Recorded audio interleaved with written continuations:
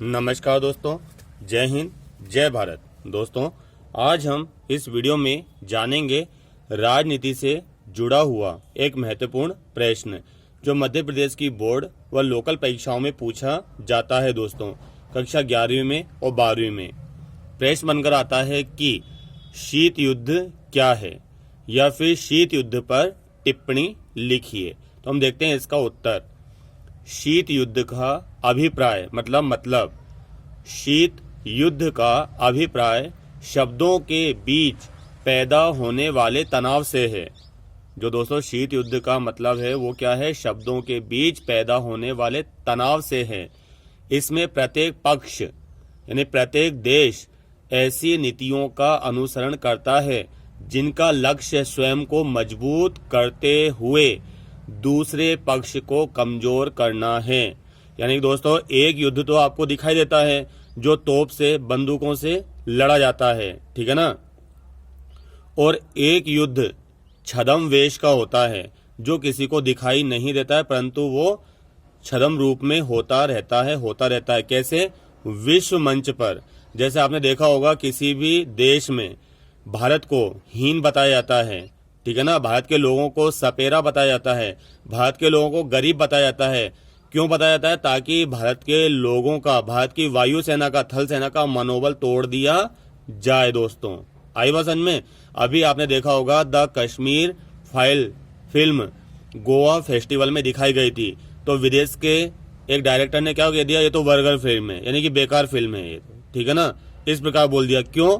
यहाँ के मनोबल को तोड़ना, यहाँ की शक्ति को तोड़ना, यहाँ की एकता को तोड़ना, अखंडता को तोड़ना। आ रही बात समझ में आपको? तो ये होता है शीत युद्ध।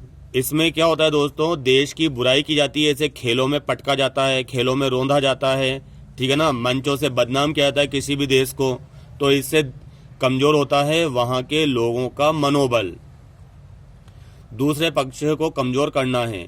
शीत युद्ध हथियारों के स्थान पर प्रतियोगिता, घृणा तथा दूसरों को नीचा दिखाकर लड़ा जाता है।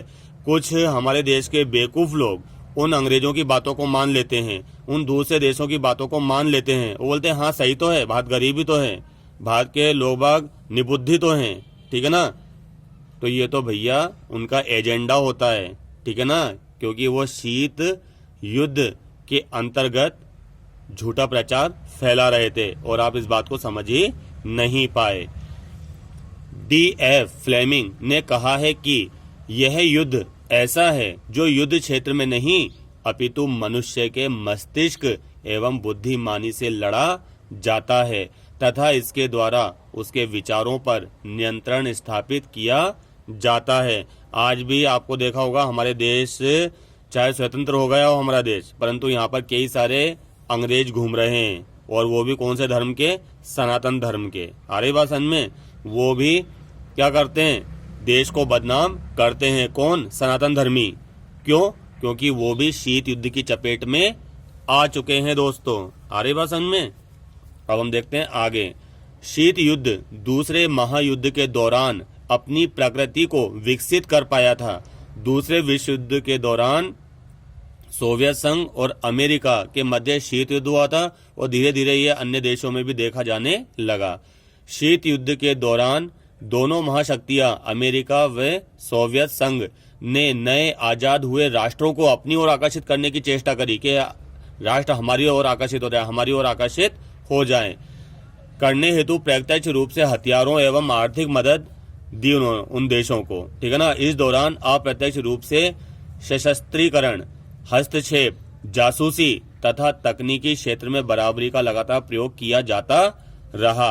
यानी कि सोवियत संघ ने कहा देखिए हमारे पास इतनी शक्ति है, आप इधर आ जाइए, और अमेरिका ने कहा आप इधर आ जाइए, हमारे पास इतनी शक्ति है, देखो अमेरिका ही सर्वश्रेष्ठ है। आज देखा होगा दोस्तों, आपने एक बात देखी होगी, कहा जाता है कि पूरे विश्व में चीनी ज्यादा बोली जाती है।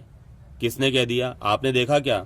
जितने भी राइटर हैं, जितने भी विश्व वैज्ञानिक हैं, ये सब चीनी तो उनको दे रहा है पैसा। क्या दे रहा है? तो जो पैसा देता है ये उनका ही गुणगान कर देते हैं, जबकि पूरे विश्व में हिंदी बोली जाती है सबसे ज्यादा। तो यही तो है शीत युद्ध। आपने देखा होगा दोस्तों, ये जितने भी क्रिकेटर हैं और ये जो बॉलीवुड है, ये सब हिंदी में पैसा कमाते हैं और जब विश्व मंच पर जाते हैं तो इंग्लिश को बोलते हैं। तो यही तो है शीत युद्ध, क्योंकि वहां से इनको पैसा मिलता है। आ रही बात समझ में आपको? तो ऐसा है शीत युद्ध। तो आप आज के बाद शीत युद्ध की चपेट में ना आए, और अगर आ गए हों तो इससे बाहर निकल जाएं। उम्मीद है दोस्तों आज के वीडियो को पसंद आया होगा, समझ आया होगा। मेरे चैनल को लाइक करें, शेयर करें व सब्सक्राइब करें। धन्यवाद।